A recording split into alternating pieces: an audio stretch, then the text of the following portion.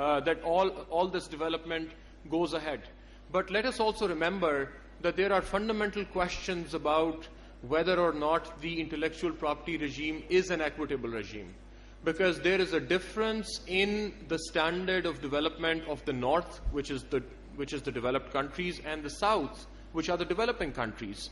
They are at a different stage of development, and this regime has very strong consequences for poor countries. For example, there's a whole debate about whether or not pharmaceutical products can be, cheaper pharmaceutical products can be created to save AIDS patients in Africa who cannot pay the same prices that in which drugs are produced in the West.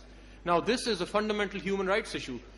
India needs to produce cheaper drugs because there are poor people there and they cannot afford to pay. Pakistan needs to do some of these things.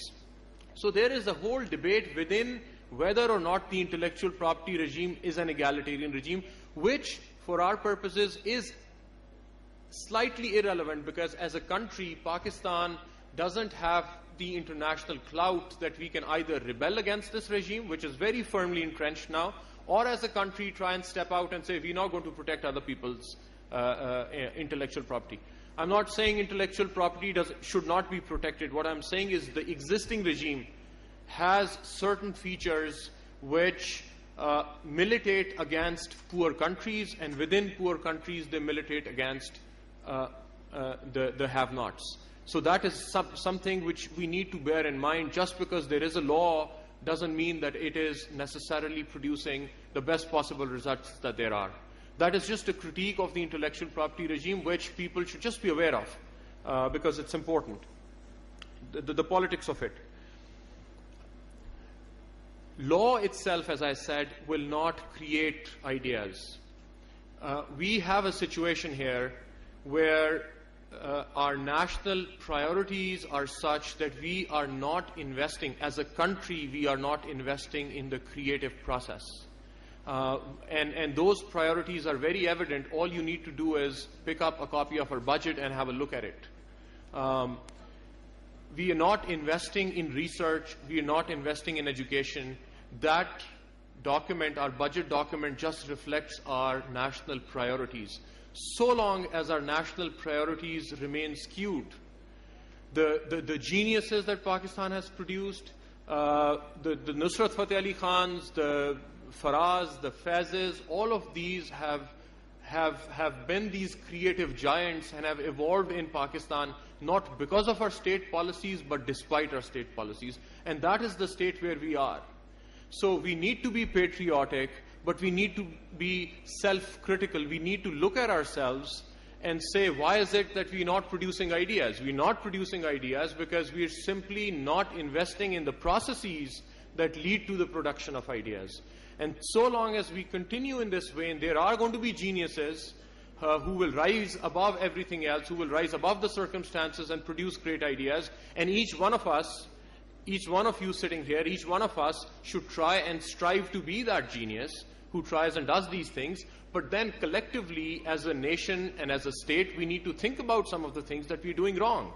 Why is it that our neighbor that has a similar level of more poverty than Pakistan, we have the same historical heritage, despite the fact there is a lot more creativity there, and so we have to look at some of our own policies. How is it that we are going to change some of our policy and structural constraints that are preventing the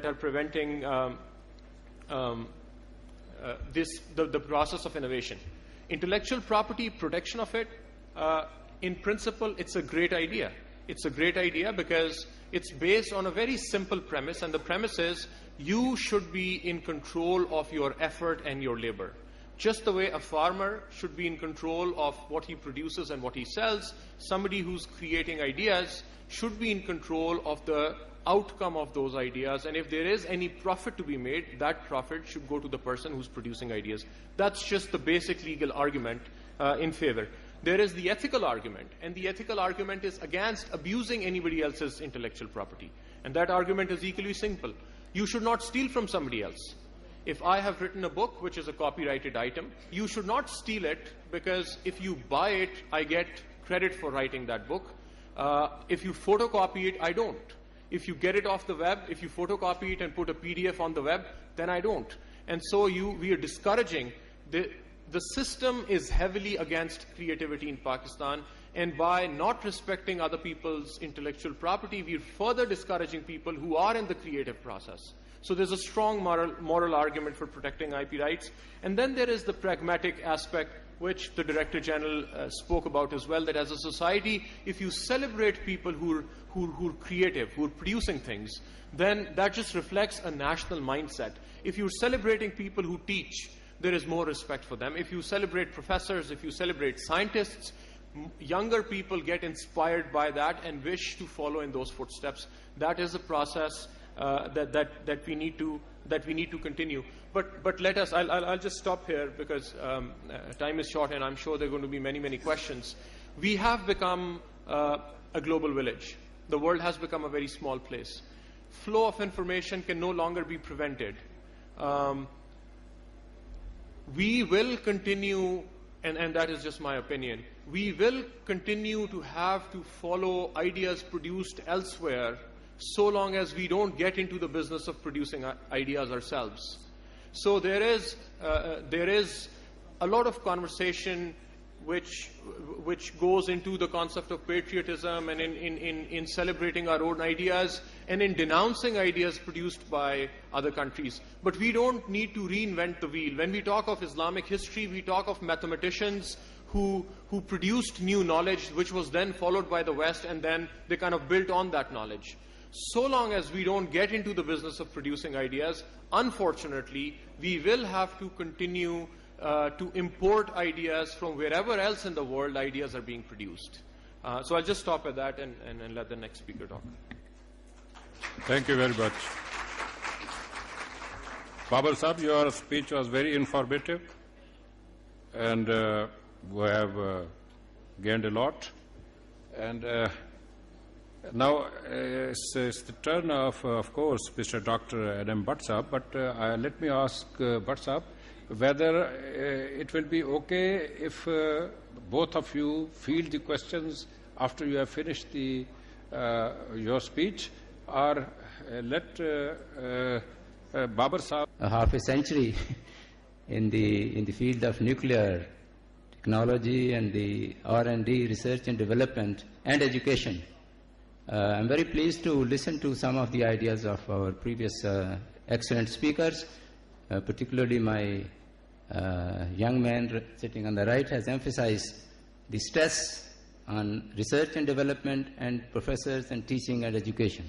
Very, very central idea in the development of any country. What I'm try to talk about today for a few minutes, it's a long experience I can talk about the youth of the people, because I have personally involved for the last at least 10 years in bringing the youth leaders in two areas. One is the area of developing of the best in Pakistan, the young graduates who have been interacting with the Nobel laureates in Germany. It's a rare occasion for best of the best, which for 10 years, believe me, there are about 600 young graduates of the age of about 30 who have just entered their life into research from 60 countries, and every year for 1 week 15 to 20 Nobel laureates, one year in physics, 1 year in chemistry, and then in medicine. These are the three areas where the 15 to